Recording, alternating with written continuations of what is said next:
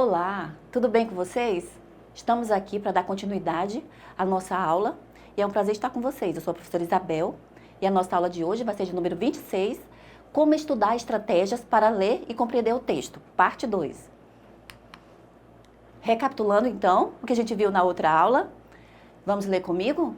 Na aula anterior, começamos a estudar algumas estratégias para ler, organizar as informações, compreender o que leu e, dessa forma, tomar a nossa leitura mais ativa.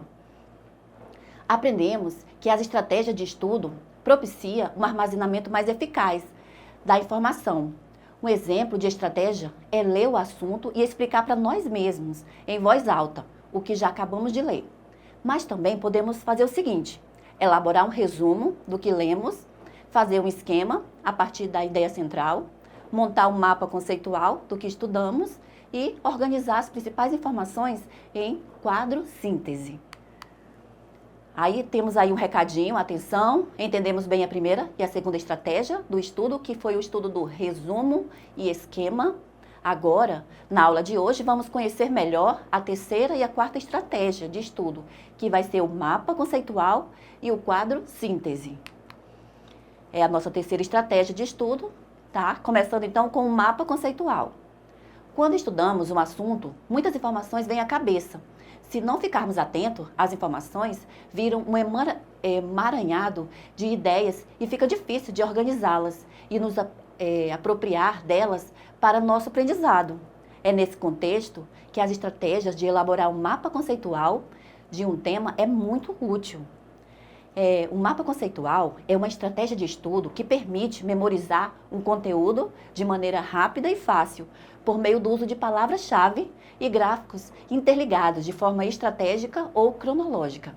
Ou seja, uma combinação de conceitos e imagens que facilitam a fixação de determinado conteúdo. E aí, gente, um mapa conceitual é constituído de 3 elementos básicos. Ele pode ser usado com as formas, tá? E nós temos aí um retângulo, né, e um círculo que ele é chamado de elipse. Temos as setas, que mostram a ligação que há entre os conceitos, né, para fazer a conexão. Elas vêm geralmente acompanhadas de verbos. E nós temos aí algo escrito dentro desses desenhos, que seria o texto. Identifica e descreve os conceitos e a relação entre eles. Aí, para criar um mapa conceitual, é importante levar em consideração alguns elementos básicos. Selecionar o tema. Dessa forma, é possível filtrar informações sem abrir mão das palavras-chave de seu interesse. Colete as informações necessárias. Faça várias leituras sobre o tema em livros, revistas, internet, assista vídeos, entre outros. Todas as informações que puder reunir serão importantes para definir os principais conceitos a serem usados. Processe as informações e filtre apenas o necessário. Depois de coletar todos os dados, é hora de dar prioridade ao que realmente importa. Separe o que vai usar. Organize e conecte os conceitos. A primeira caixa que você precisa preencher é o título. Qual é o teu assunto que tu vai tratar? Esse é o conceito mais importante. Depois, pode começar a conectar os conceitos e o relacionamento entre cada um deles. Para conectar as palavras-chave, uma dica é utilizar verbos nas linhas que ligam as caixas. Revise e define os detalhes. Ao terminar de criar seu mapa, faça uma revisão. Isso permitirá refinar os detalhes. Lembre-se de que os conceitos que você escolheu são apresentados para você, para que você mesmo possa entender o mapa. No entanto, isso não significa que outras pessoas também não possam entendê-lo. Como elaborar, então, um mapa conceitual? Outro título agora, né? Vejamos um exemplo de mapa conceitual a partir do tema Sistema Solar. Imagine que para elaborar um mapa conceitual foi necessário a leitura de vários textos sobre esse tema, entre eles o trecho a seguir, Sistema Solar. Aí nós vamos ter esse texto do Sistema Solar, né? Vamos ler um pouquinho ele, resumidamente. O Sistema Solar é um conjunto de corpos celestes que gravitam na órbita de um Sol, uma estrela. O nosso Sistema Solar é formado por 8 planetas, dezenas de satélites naturais, milhares de asteroides, meteoroides e cometas que giram em torno do Sol. Os planetas são astros sem luz, nem calor próprio. No nosso sistema solar, são conhecidos 8 planetas, que de acordo com a proximidade do Sol temos aí o Mercúrio, Vênus, Terra, Marte, Júpiter, Saturno, Urano, Netuno, né? Todos esses fazendo parte, então, do sistema solar. Veja o mapa conceitual a partir das informações sobre esse sistema solar.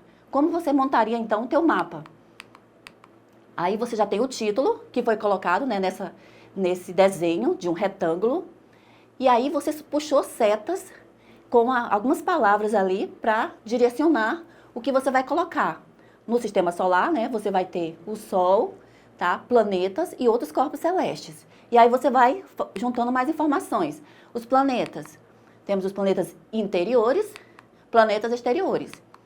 E aí você vai juntando mais informações, né, sobre os planetas interiores, tratando do Mercúrio, o Vênus, Terra e Marte. Aí, planetas exteriores, você vai explicar Júpiter, Saturno, Urano e Netuno. Aí temos outros corpos celestes que você vai estar observando aí, cinturão de asteroides, Lua, Plutão, né, que aí foi colocado nessa linha, tá? Veja também mapa conceitual a partir das informações sobre o sistema solar em outro formato, né? Tá aqui mais ideias. Nesse exemplo foram usados o quê?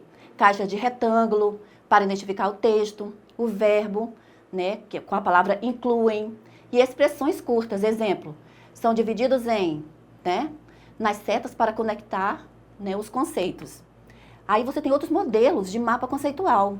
E se você observar, chama muita atenção se você usar esses recursos, essas imagens, essas anotações, pode facilitar muito na hora de você gravar informações, interpretar, entender e assimilar. Quarta estratégia de estudo, então, agora nossa próxima estratégia, quadro-síntese. Uma das maneiras que podem ajudar a sistematizar os assuntos estudados é a elaboração de síntese. O quadro-síntese é um recurso visual, cuja função é resumir os principais tópicos sobre um assunto e esquematizá-los em quadro, ou seja, um resumo subdividido em quadros.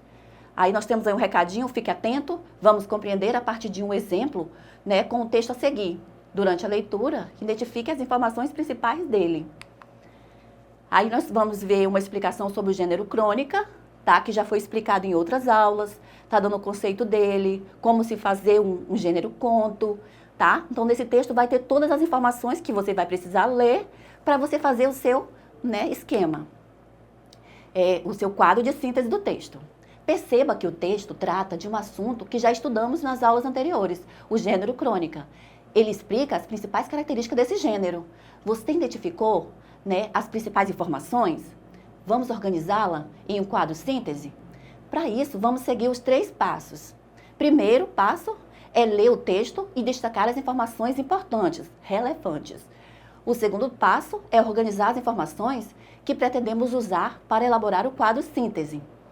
Já o terceiro passo é levar as informações para o quadro, de forma resumida, com trechos curtos, mas com clareza, pois o objetivo é proporcionar uma leitura rápida para assimilar de forma mais fácil as ideias do texto.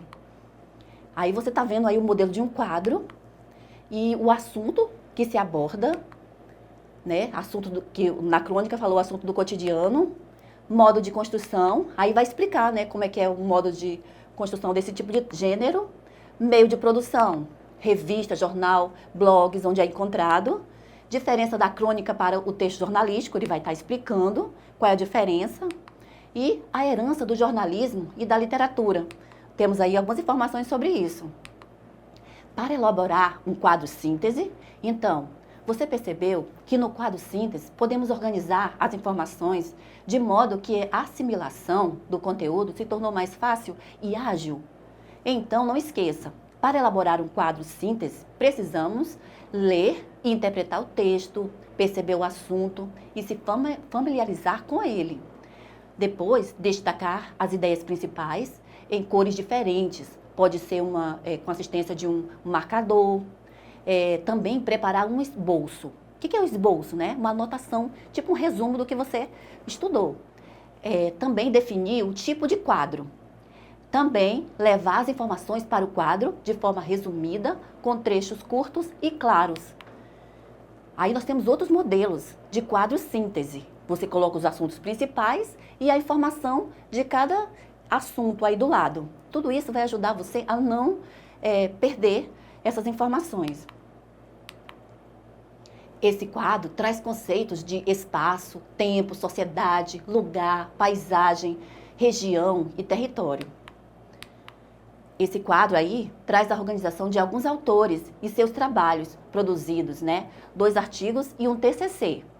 Então, eles abordam esses assuntos aí e explicando detalhes através dessa divisão, dividido por tema e assim por diante.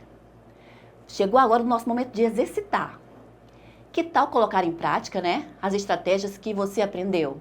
Revise o assunto de uma aula que você assistiu nas semanas anteriores, Pode ser qualquer componente, língua portuguesa, matemática, geografia, entre outros, e faça um mapa conceitual, e um quadro síntese do assunto abordado.